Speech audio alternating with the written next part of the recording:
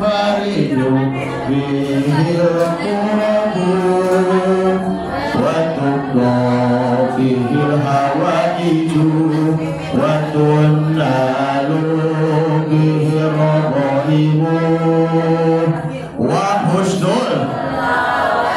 الخواتيم ويستسقى الغمام بوجه الكريم وعلى آله وصحبه في كل لمحة ونفس بعدد كل معلوم الله اللهم صلاة كاملة سلاما تاما على سيدنا محمد الذي تنهل به العقد وتنفرج به الكرب وتقضى به الحوائج وتنال به الرغائب وحسن الخواتيم ويستسقى بوجه الكريم ya semuanya wa ala alihi washabihi fi kulli lamhati wa nafasi bi'adadi kulli ma'lumillah Allahumma sholli wa sallim wa barik alaihi wa alihi. Bismillahirrahmanirrahim. Assalamualaikum warahmatullahi wabarakatuh.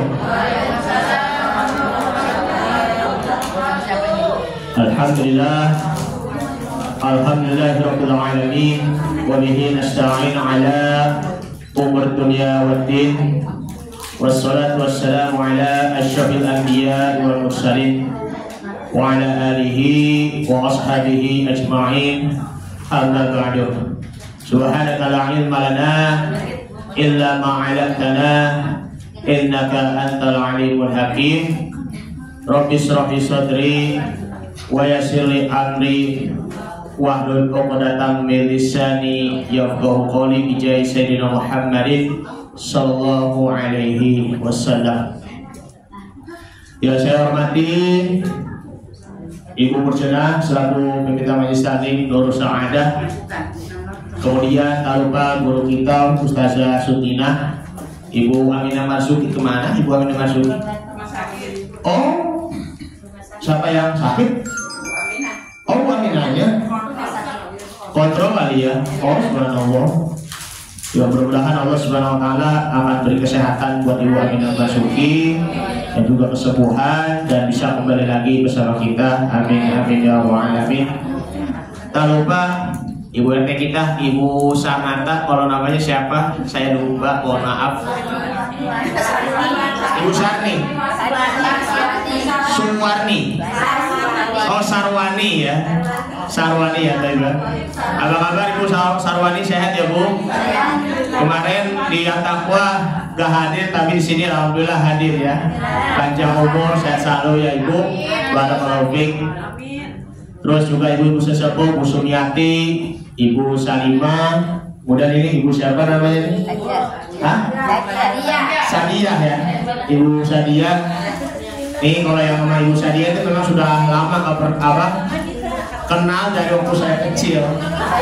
Iya kan, dari waktu saya kecil mah udah kenal sama ini Ibu Sadiah. Sehat selalu ya ibu-ibu ya, yang ibu-ibu sesepuh, barakallahu fiik.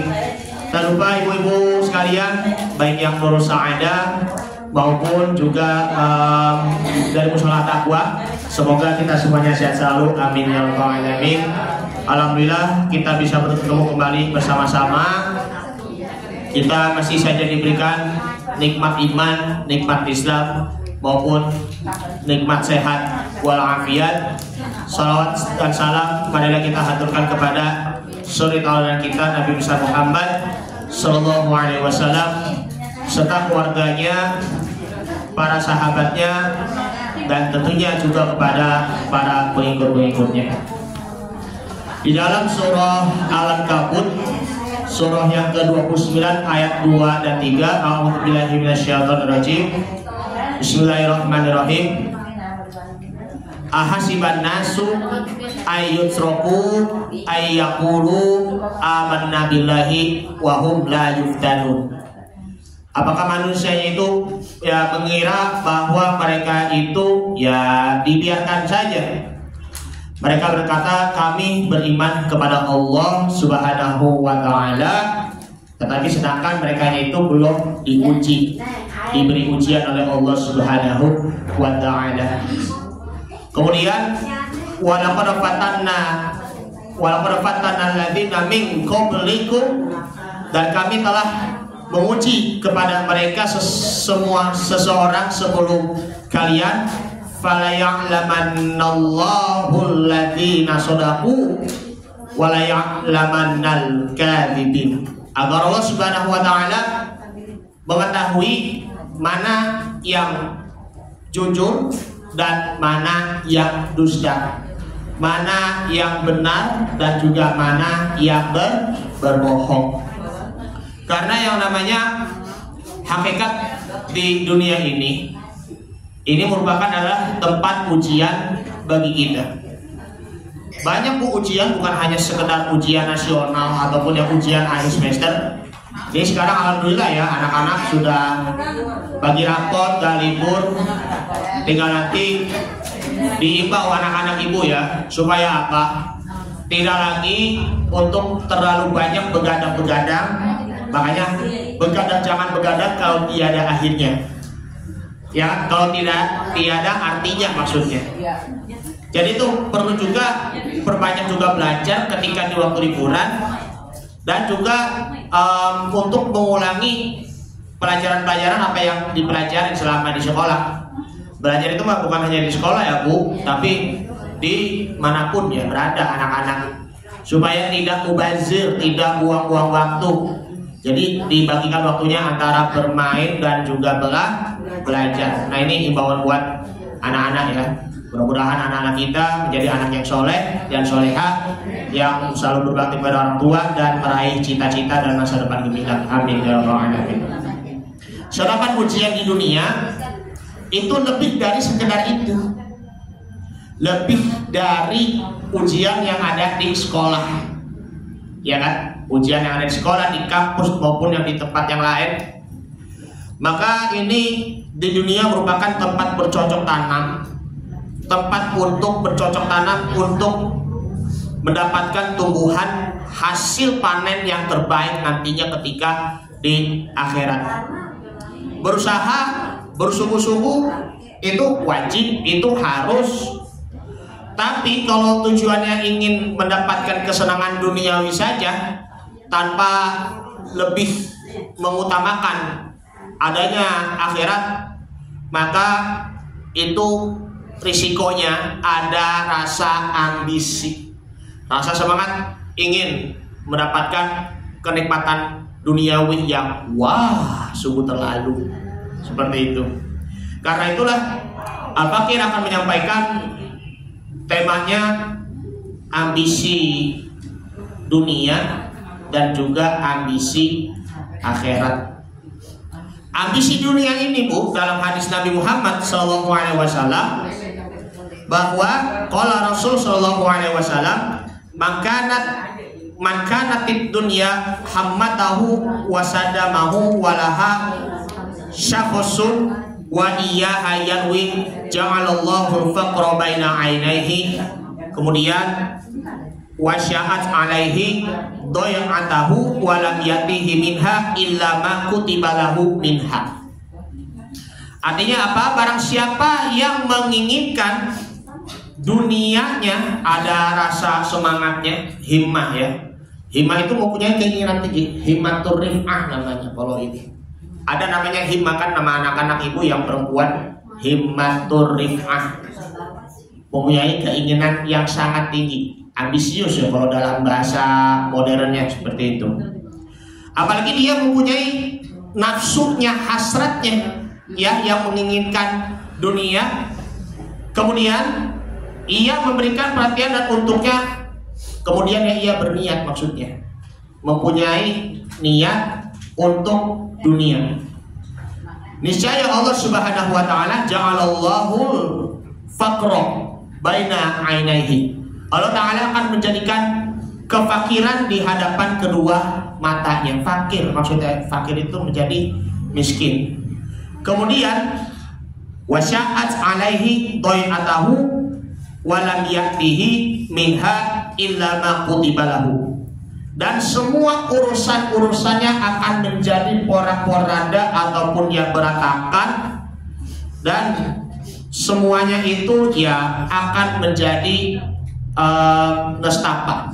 Semuanya itu akan menjadi nestapa dan tidak akan diperoleh darinya kecuali apa yang telah ditetapkan untuknya darinya. Ini hadis riwayat dari Imam Tabrani, Ibnu Hibban dan juga Bazar. Nah, karena itulah ada beberapa 4 hal akibat dari ambisi dunia. Ambisi dunia ini yang kita merasakan itu tujuannya mau ngapain sih? Kalau mau ambisi dunia itu harta doang kan, memang tujuannya seperti itu kan. Harta yang kita peroleh ya terlebih-terlebihnya itu yang adalah uang kan. Padahal itu sebenarnya itu terbalik. Nikmat yang lebih berharganya itu bukan hanya punya uang saja, melainkan nikmat iman dan juga nikmat Islam, nikmat sehat dan juga nikmat panjang umur. Masih mending kalau dia punya iman, punya Islam, meskipun dia itu tidak punya duit, itu pun masih aman hidupnya, tentram, dibandingkan dengan orang yang punya duit banyak, kaya sampai bermiliaran-miliaran, tapi iman dan Islam itu lemah. Ya Allah, maaf banget ya kalau di lingkungan-lingkungan sekitar situ udah beli rumah yang begitu mewah, punya mobil yang begitu harganya segitu dong, kayak mobil-mobilnya tuh mobil yang bermiliaran-miliaran ya kan. Sekarang banyak ya kan, bukan hanya Alphard saja. Mungkin kalau sekarang ini Lamborghini ada ya kan, terus juga ada mobil apa, McLaren ada tuh, McLaren belum tahu ya namanya McLaren ya, Mercedes gitu ya kan.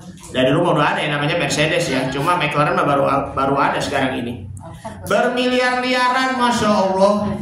Tapi kenapa nggak pernah menegadahkan? Kenapa tidak pernah juga untuk bersedekah? Allahu Akbar. Ini orang yang punya harta tapi iman dan Islamnya itu lemah, ya percuma. Mending dua-duanya udah ada kayanya, ya uangnya, tapi iman dan Islam itu juga harus lebih diutamakan, harus benar-benar lebih kaya lagi yang ada di dalam hati kita. Supaya apa? Dunia itu tetap berada di tangan, sedangkan akhirat itu tetap berada di hati. Karena itulah ada 4 akibat ambisi dunia. Yang pertama adalah semua akan menjadi fakir. Semuanya itu akan menjadi fakir, akan menjadi miskin. Berapapun ataupun sebanyak apapun materi yang diperoleh, bagaimana ya dia bisa mengendalikan hasrat dunia yang ada di dalam hatinya. Orang yang punya harta banyak merasa serba kekurangan, merasa pengen yang ini, pengen yang itu. Akhirnya apa? Akan terjadi maju kena, mundur kena. Ada maju kena, mundur kena. Pengen yang ini, pengen yang itu, pengen lebih banyak lagi, yang terlebihnya hartanya. Allahu Akbar. Bagaimana dengan apa ilmu kita? Ya kan? Harta itu nilainya itu sangat kecil di mata Allah Subhanahu wa taala.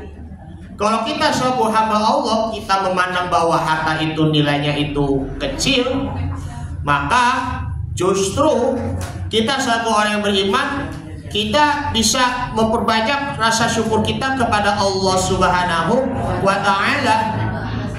Banyak yang pengusaha itu ya udah berusaha nih ya membangun perusahaan perusahaan restoran ataupun juga perusahaan hotel yang begitu, hotel sampai bintang 5.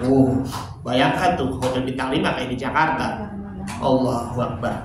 Nah, ini pengusaha-pengusaha, tetapi kalau dia udah benar-benar sombong, ya kan? Sombong apa yang dia punya, maka itu kesombongan itu yang dapat menghancurkan kekayaan sehingga itu akan menjadi fakir. Makanya lihat para pekerja buruh itu ya kan, udah berapa kali ya melakukan demo kepada pemerintah tuh yang mengenai tentang urusan pekerjaan lah begitu kan, belum layak mendapatkan pekerjaan segala macam, akhirnya menjadi pengangguran kan, seperti itu. Itulah akibatnya kesombongan ya penguasa ataupun rezim yang disebabkan karena ambisius dan menuhankan uang. Karena tuh zaman sekarang ini tuh ya Allah, udah zaman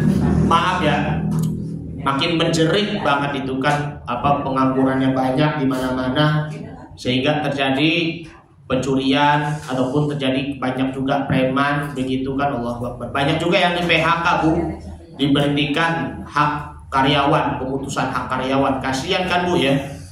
Ini ya sekali lagi, makanya tuh pemerintah ataupun juga penguasa itu juga harus perhatikan juga kepada buruh agar jangan terlalu ambisius juga dengan merebut kekuasaan, merebut tahta ya, ataupun juga merebut jatah. Nah seperti itu. Semua kekuasaan itu ya ada lebih yang maha kuasa. Allahu al-Qadir. Allah itu maha kuasa. Wallahu ala kulli syai'in qadir. Nah seperti itu. Ini yang dicontohkan oleh DPR ataupun DPD, DPRD. Korupsi, betul kan? Korupsi ini memang mengambil uang rakyat sampai orang-orang yang berada di kelas bawah itu dimiskinkan secara sistematis disebabkan karena rezim ataupun penguasa. Maaf ya, ini bukan yang namanya politik ya, tapi ini sebagai introspeksi bagi para penguasa supaya tidak pandang bulu ya, tidak pandang si kaya si miskin gitu kan. Karena ini sebabnya itu adalah korupsi ini yang bisa menyebabkan kehancuran di negara kita.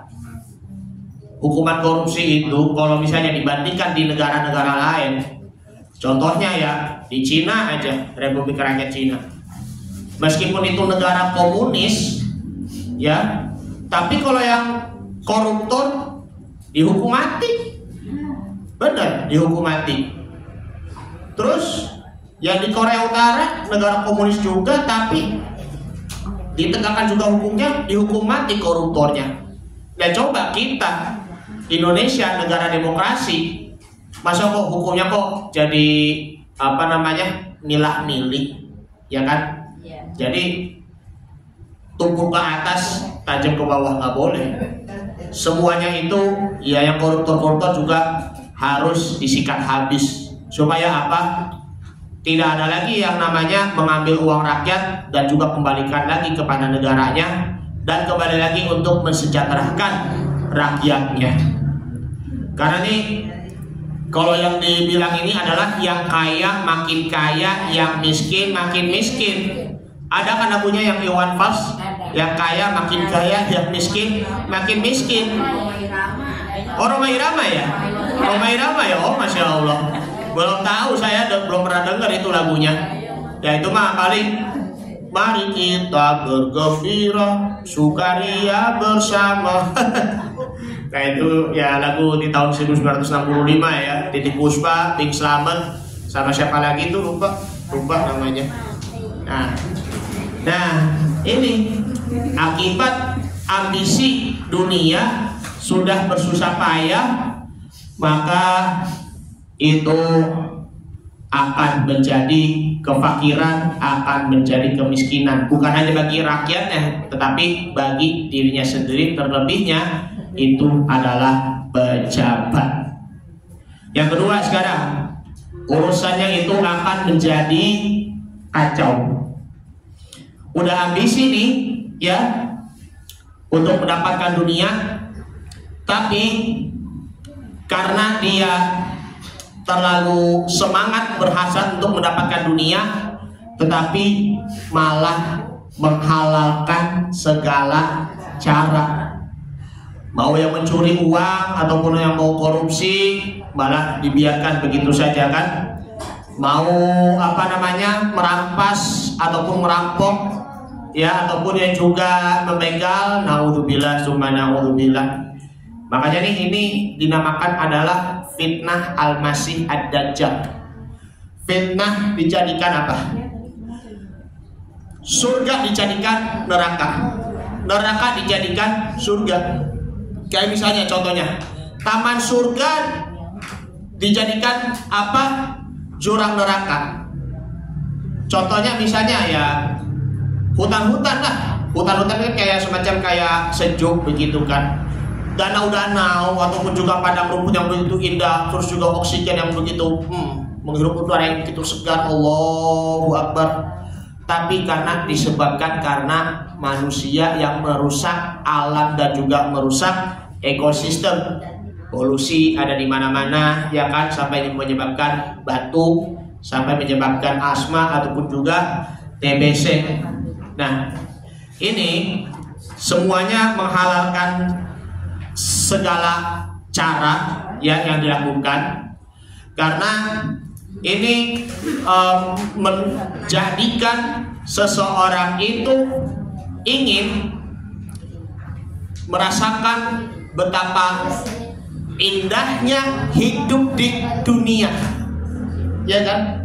Dunia yang begitu selama ini menjadi indah, yang begitu mewah, punya banyak harta, juga punya banyak apa? Kalau yang ini pengikut-pengikutnya, anak-anak buahnya, punya banyak juga yang wanita-wanitanya.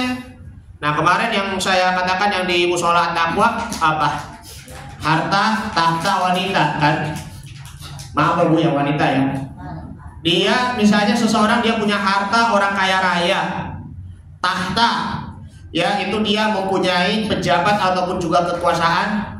Bahkan yang wanita inilah yang menjadi ya sebagai pendamping, bukan yang istri ya, tapi ya entah itu 2 ataupun juga 3 ataupun juga 4 wanita yang jadikan sebagai pemuas seksual tuh jadinya tuh nggak boleh. Jadi ini menghalalkan segala cara tuh ya zina lah, itu kan nggak boleh. Maka ini di dunia tidak ada yang abadi, semuanya itu akan menjadi kacau, yang dari tadinya itu ya aman-aman saja. Nah, karena itulah ambisi dunia ini harus benar-benar kita hindari. Kalau misalnya seorang pemimpin dia menghalalkan segala cara, ya kan, akhirnya demo sama rakyat. Kayak contohnya tuh yang ya tahun 1998 kan reformasi kan, terjadi korupsi, kolusi dan nepotisme. Korupsinya ada di mana-mana, ya kan, kekayaannya tujuannya itu hanya untuk oligarki, kepentingan-kepentingan yang tertentu begitu. Akhirnya si penguasa lah, ya kan, mohon maaf, Pak Soeharto turunkan dari jabatannya sebagai presiden, ya karena didemo oleh mahasiswa-mahasiswa di seluruh Indonesia pada 21 Mei 1998. Itu penyebabnya, karena dia ingin menjadi orang yang sangat berkuasa karena sakingnya dikagumi oleh rakyatnya. Coba nanti kalau yang kedepannya, maaf banget, dinasti politik, ya kan, itu pasti akan menimbulkan kehancuran. Maaf, bapaknya presiden ataupun sekarangnya anaknya wakil presiden ataupun ya menantunya gubernur ataupun anaknya dia itu jadi wali kota, ini dinasti itu akan menimbulkan kehancuran. Makanya ya di Indonesia ini ya perlunya tegakkan demokrasi seperti itu. Akhirnya apa yang udah dibangunin, apa yang didirikan oleh seorang penguasa, karena dia saking dia menghalalkan segala caranya ya korupsi, maka kekuasaannya itu akan menjadi hancur, akan menjadi runtuh, dan dia akan mendapatkan kemurkaan dari Allah Subhanahu wa Ta'ala. Kemudian yang ketiga sekarang, yaitu adalah menghilangkan kekuatan. Dalam konteks organisasi ataupun jamaah, ambisi keduniaan terbukti telah membuat kekuatannya menjadi hilang. Nah ini kalau mencapai kenikmatan itu kan 3 tata kan, bukan tata dado ya, tapi harta, tahta, dan juga wanita. Semua kekuatan-kekuatan yang kita punya, mentang-mentang dia pengusaha tapi punya antek-antek, ya kan, punya antek-antek, punya penjaga-penjaga nih. Kayak ini aja, maaf, kayak di sinetron Ikatan Cinta, Andin kan tahu kan. Nah yang siapa tuh namanya tuh, si Al, pengusaha, ya kan, ya terus juga punya antek-antek, ya kan, punya pengikut-pengikutnya, punya juga ada satpam security-nya kan, ya contohnya memang seperti itu. Mentang-mentang dia pengusaha, mentang-mentang dia seorang pejabat, tapi malah dibekali dengan penjaga, begitu kan, bodyguard kan istilahnya ibu ya. Bodyguard kalau dalam bahasa Inggris ya, penjaga. Ayo, lu mau jadi bodyguard gua nggak? Gua kasih 1 juta deh, begitu, ya kan? Jadi asisten gua, nah seperti itu kan. Nah ini, walaupun dia mentang-mentang punya kekuatan ya, punya ini juga bodyguardnya juga, tapi karena dia melakukan hal-hal yang haram, maka semua kekuatan yang ada di dalam dirinya itu akan menjadi punah. Pengikut-pengikutnya, ajudan-ajudannya, pembantu-pembantunya akan menjadi menjadi hilang. Tidak lagi membantu seorang si bos. Seorang pengusahanya itu ya ditinggal sendirian. Allahu Akbar kabir, alhamdulillah. Ini tidak bisa tidak bisa dijadikan kekuatan ataupun kekokohan. Yang maha kuat di sini hanyalah Allah Subhanahu wa Ta'ala. Nah ini contohnya kayak misalnya si Korun, dia punya kekuatan ya, banyak harta, tapi semua harta dan dirinya sendiri si Korun itu akan menjadi amblas dan dibenamkan ke dalam bumi. Begitu juga ya dengan kita, sehebat-hebat apapun, kalau kita punya bodyguard, itu semuanya itu akan menjadi musnah. Karena ya pengusaha ya juga manusia, yang bodyguard pun juga manusia, semuanya itu ya juga akan mati. Jangan terlalu terlena lah, jangan terlalu berhalusinasi lah, seperti kayak di film-film begitu. Itu cuma hanya fiktif belaka saja, itu cuma hanya sekedar bohongan-bohongan ya, seperti itu. Kemudian yang keempat yakni adalah mendapatkan harta yang sedikit. Semua yang kita kuasai, ya kan? Semua yang kita kendalikan, tapi karena ada rasa tamaknya, ada rasa rakusnya, pelitnya, bakhilnya, kikirnya, terus juga acuh tak acuh, maka hartanya itu yang didapatkan di sini adalah hanya sedikit. Akibatnya kalau harta yang dapat dan bisa dinikmatinya hanya sedikit sesuai dengan standar yang ditetapkan, bahkan bisa jadi malah berkurang dengan sebab perkara yang dihadapinya, ditambah lagi citra diri yang sudah susah untuk dikembalikan. Makanya kalau kita ini mendapatkan hartanya sedikitnya itu ya disebabkan ya karena terlalu lebih memuja-muja terhadap harta. Kayak tadi bilang namanya itu adalah uang kan. Jangan disembah-sembah itu uangnya. Yang disembah hanyalah Allah Subhanahu wa ta'ala. Itulah 4 ambisi dunia yang mendapatkan 4 macam malapetakannya. Seperti yang tadi, yang pertama adalah menjadi fakir, yang kedua urusannya menjadi kacau, yang ketiga menghilangkan kekuatan, dan yang keempat adalah harta hanya sedikit. Nah sebaliknya ambisi akhirat. Nah seorang muslim sejati, ya ibu,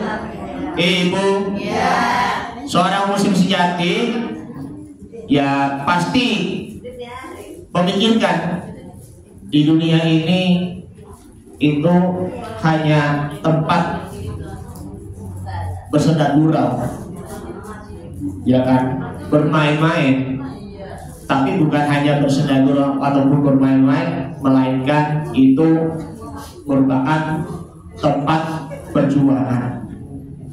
Dan juga memahami dan juga menyadari bahwa kehidupan di akhirat itu jauh lebih baik dibandingkan dengan kehidupan di dunia. Bayangkan kalau kita melihat taman-taman, ya, taman surga, Riyadul Jannah, ya kan, dibandingkan dengan yang di kebun-kebun yang ada di dunia ini. Ada sungai-sungainya, ada pohon-pohonnya, ada juga buah-buahannya. Mana yang lebih indah di antara dua hal ini? Taman surga ataupun di kebun-kebun di dunia? Taman surga. Ya seperti itu. Buah-buahan yang begitu amat lezat, susu yang begitu segar, Masya Allah, tabarakallah. Makanya beruntungnya kita sebagai orang muslim, kita juga harus benar-benar bersyukur dengan adanya iman kita, dengan adanya ihsan kita, dan juga dengan adanya bekal takwa kita kepada Allah Subhanahu wa ta'ala. Karena itu Rasulullah SAW mengemukakan keuntungan bila berorientasi pada kehidupan akhirat dalam salah satu hadisnya, yaitu yang pertama adalah man kanatil akhiratu himmatahu wa sadamahu wa laha syakhsun wa iyaha yarwi ja'alallahu azza wa jalla al-ghina fi qalbihi wa jama'a alaihi toyatahu wa tathud dunya wa hiya saghiratun. Artinya apa? Siapa yang menginginkan akhirat, ambisi dengan kehidupan akhirat, hasratnya, dan kepadanya ia mencurahkan perhatiannya, maka Allah Subhanahu wa ta'ala akan menjadikan yang urusannya itu akan menjadi mudah. Ya, urusannya itu akan menjadi mudah. Kemudian juga dia menjadi orang yang kaya hati. Kaya hati itu ya disebutnya adalah yang qanaah, menerima apa yang ditetapkan oleh Allah Subhanahu wa ta'ala, menerima yang sedikit dengan hati yang yang lapang. Lalu Allah Ta'ala memperbaiki segala urusannya, dan kekayaan dunia ini akan dijadikan yang menjadi kekayaan yang hina dina. Kekayaan dunia ini akan menjadi hina dina bagi orang yang berambisi untuk mendapatkan akhirat. Ada beberapa hal nih, kalau misalnya dapat tunjangan dari ambisi akhirat ini, yang pertama adalah kaya hati.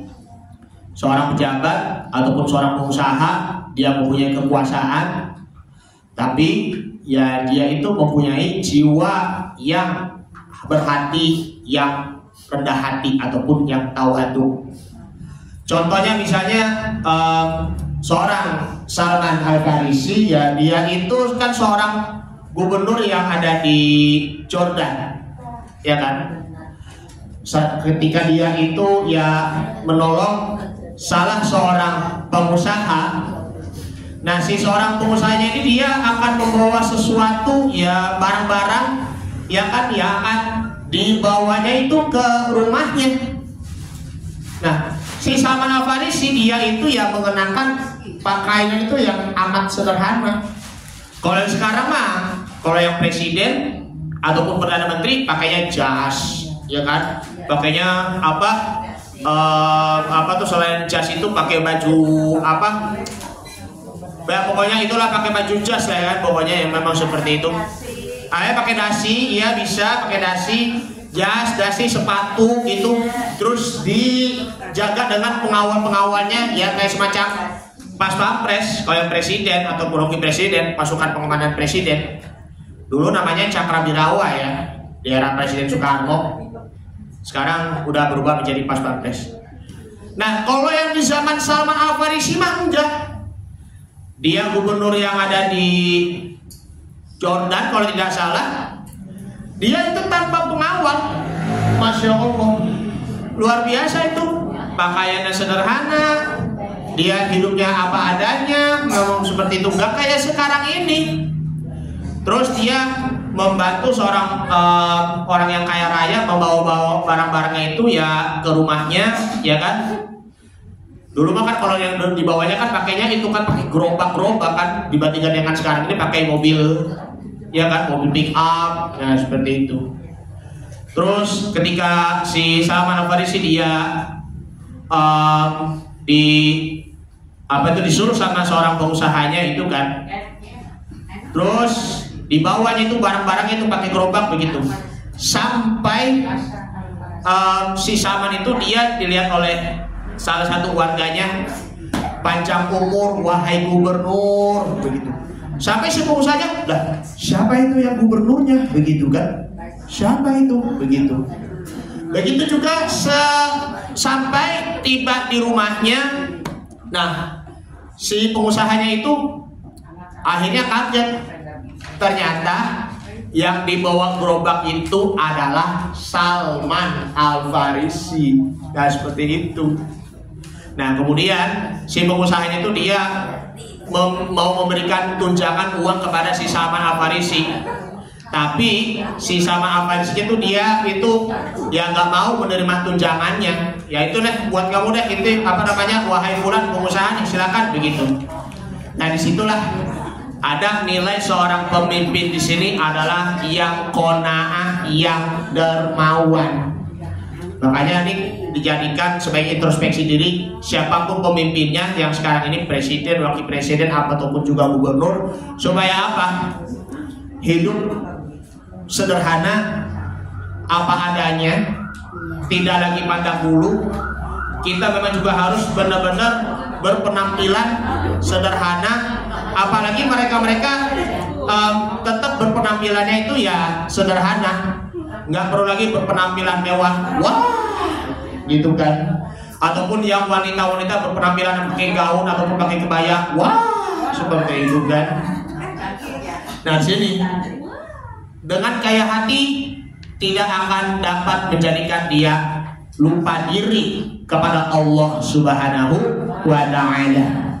Di samping itulah orang-orang yang kaya hati itu menjadikan dadanya itu akan menjadi lapang, dan selalu dia berusaha menahan diri dan tidak melampiaskan kemarahan, dan juga berusaha memaafkan kesalahan orang lain, dan ini tidak membuatnya dia itu akan menjadi stres. Orang yang kaya hati tenang hidupnya, tidak stres apapun yang terjadi. Sebaliknya orang yang pelit ataupun bakhil, hidupnya itu akan menjadi stres kan, stres. Namanya Haji Romairau kan. Seperti itu. Kemudian yang kedua, yakni adalah urusan kita akan menjadi baik.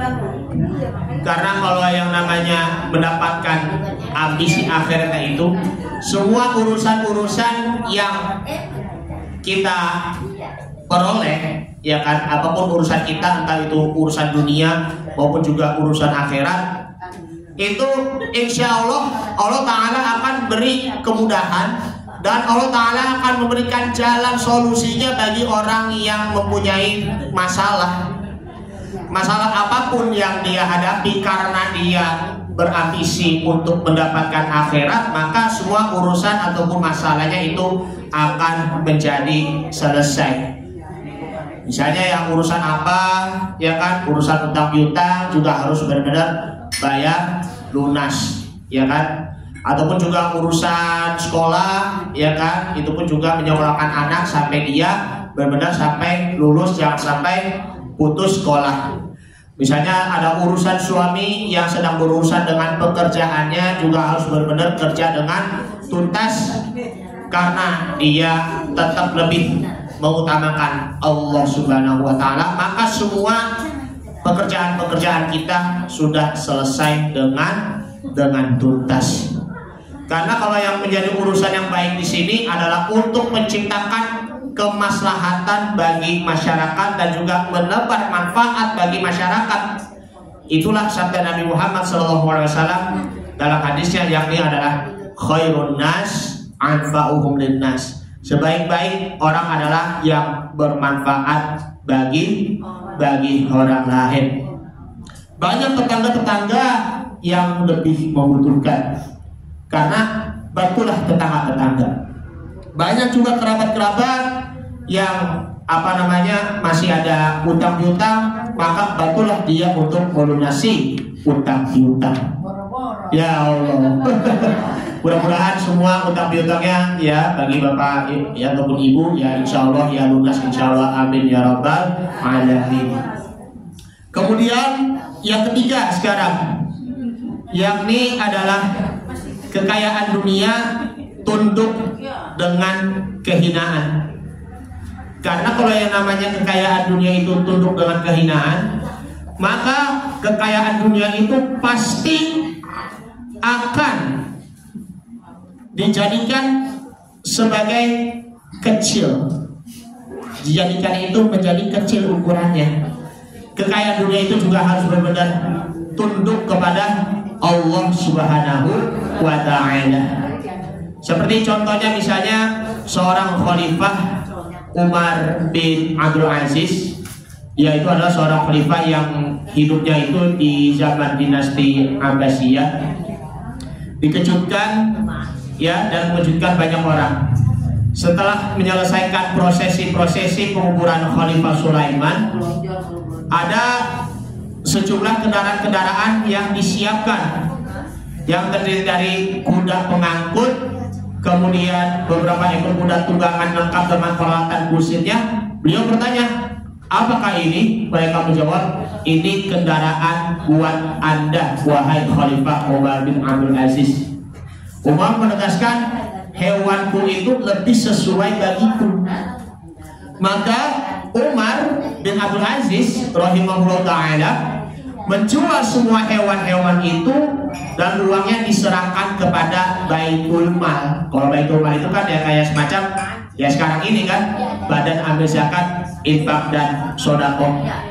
Begitu pula semua tendanya, alas kakinya, permadaninya yang disediakan untuk khalifah-khalifah yang baru, yang ia lakukan evaluasi dan kesimpulannya, ia harus menjauhkan diri dari kenikmatan duniawi. Nah itu harus menjauhi dari kenikmatan duniawi. Harta yang dulu ia diberikan kepadanya, ia yakin bahwa semua harta yang ia dimilikinya itu ya belum tentu halal, pasti itu haram, bukan? Khawatirnya mungkin kalau apa yang ia miliki takutnya itu haram, ya makanya diserahkanlah kepada Baitul Mal. Ya kayak sekarang ini Basnas ya, Badan Amil Zakat, infak dan sedekah. Pakaian-pakaiannya ya kan yang ia punya, dan juga dia beralih kepada yang murah. Yang murah di sini orang-orangnya ya dia fakir ataupun miskin yang sangat membutuhkan. Karena kesederhanaan itu dimulai dari seorang pemimpin. Karena yang namanya seorang pemimpin itu apa yang dia punya itu akan diberikan kepada orang lain.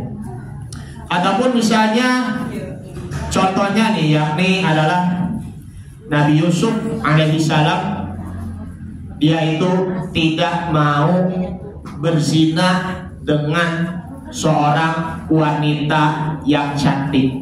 Nah, seorang wanita yang cantik, pemuda loh dia. Karena dia memang saking takutnya kepada Allah Subhanahu wa Ta'ala, maka Nabi Yusuf tinggalkan dari ajakan-ajakan zina dari seorang wanita permaisuri kerajaan. Karena dia itu cantiknya, paras, waduh, masya Allah, tabarakallah.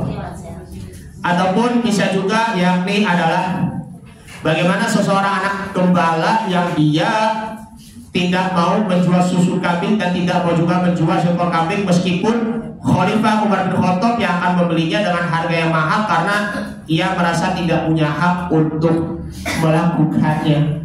Nah ini Umar bin Khattab radhiyallahu anhu kan dia orang yang selalu beli ya susu ya anak gembala ya.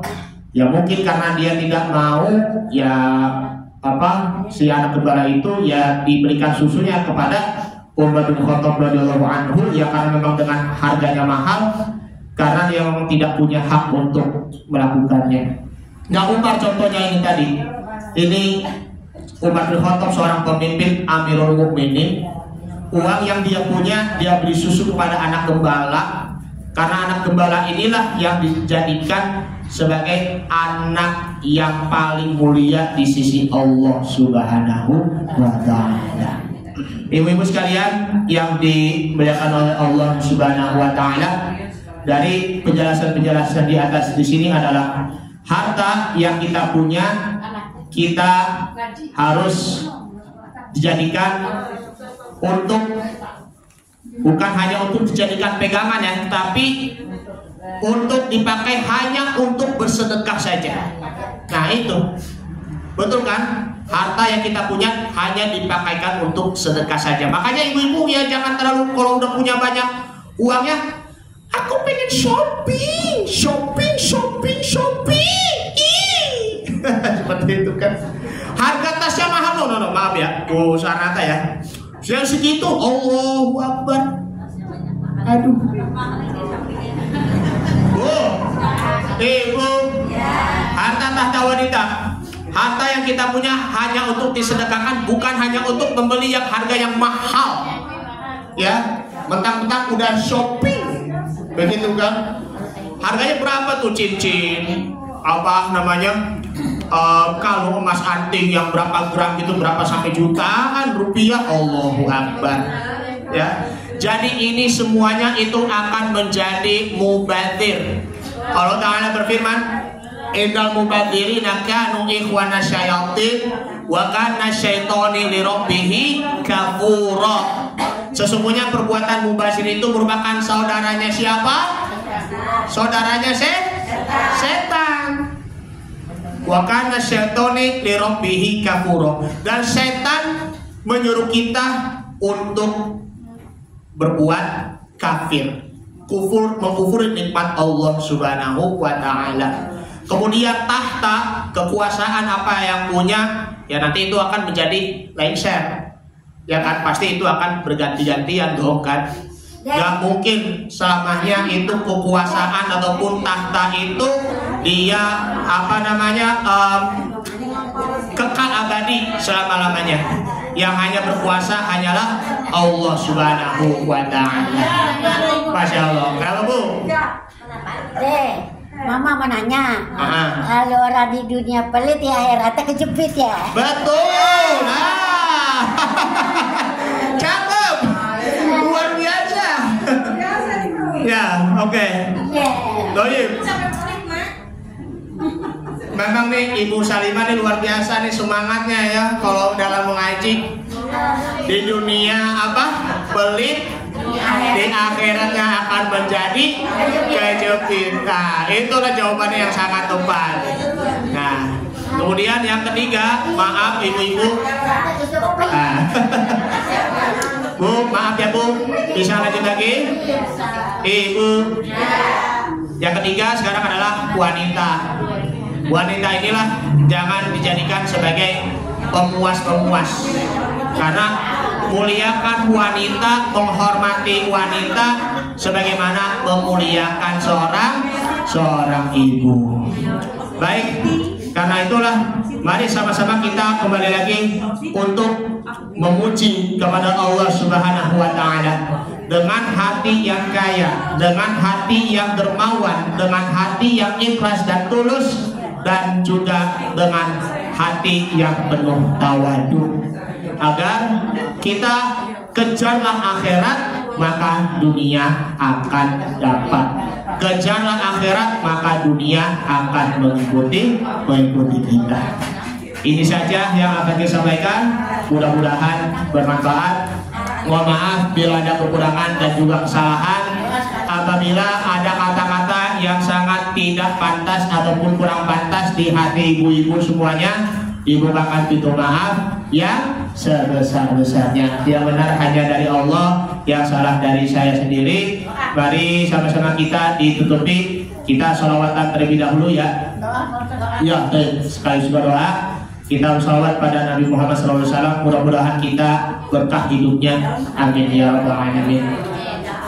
Allahumma sholli ala sayyidi sadat wa muradat wa iradat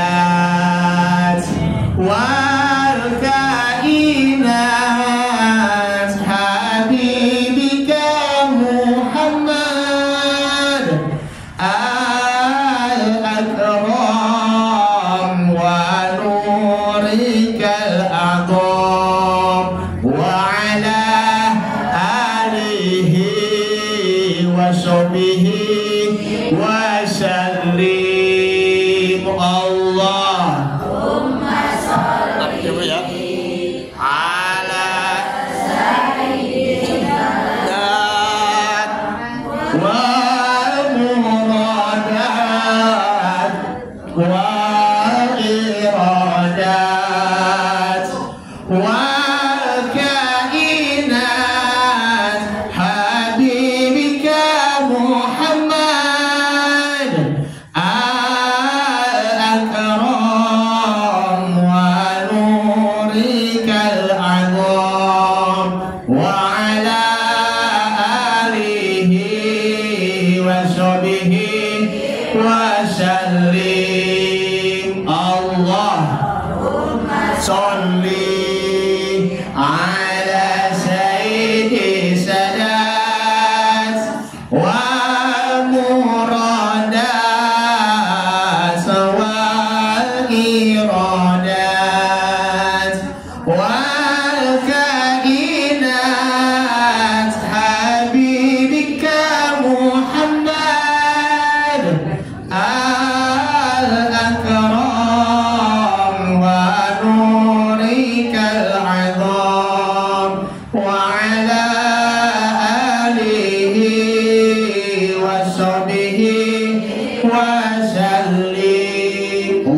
salli wa sallim wa barik alaihi wa ala alihi. Astagfirullahaladzim, astagfirullahaladzim, astagfirullahaladzim. Qallallahu karim ya wala ya mabud. Allahumma salli ala sayyidina Muhammad fil awwal wal akhir. Wa alaihi wasallam radhiyallahu anhu sahabati Rasulillah ajma'in. Bismillahirrahmanirrahim. Alhamdulillahirabbil alamin. Hamdan katsiran tayyiban mubarakan fihi hamdan yafi ni'amahu wa yukafi mazidah. Ya rabbana alhamdu wa lakal mulku wa lakal syukr. Kama yanbaghi li jalali wajhika karim wa 'azimi sultanik. Allahumma shalli ala Muhammad, Allahumma shalli ala wa sallim. Allahumma taqabbal minna salatana wa qiyamana wa ruku'ana wa sujudana wa ta'abudana wa du'ana wa khushu'ana wa tamim tasarrana ya Allah ya Allah ya arhamar rahimin. Rabbana la tuzigh qulubana ba'da idh hadaytana wa hab lana min ladunka rahmatan innaka antal wahhab. Rabbana zalamna anfusana wa lam taghfir lana wa tarhamna lanakunanna minal khasirin. Allahumma ya Ghani ya Hamid ya Mubdi ya Mu'id ya Rahim ya Wadud aghnina bihalalika an haramika wa bi ta'atika wa bi fadlika an masyiatika an man siwa. Rabbana atina min ladunka rahmatan wa hayyi lana min amrina rasyada. Rabbana ighfir lana wa li ikhwanina alladziina sabaquna bil iman wa la taj'al fi qulubina ghillan lil ladziina amanu rabbana innaka ra'ufur rahim. Rabbana atina fid dunya hasanah wa fil akhirati hasanah wa qina adzabannar. Sallallahu alaihi sayyidina Muhammadin wa ala alihi wa sahbihi wa salam. Subhana rabbika rabbil izzati amma yasifun. Wassalamu alal mursalin walhamdulillahi rabbil alamin. Pak Sofyan beli daun sirih. Cukup sekian dan terima kasih. Assalamualaikum warahmatullahi wabarakatuh.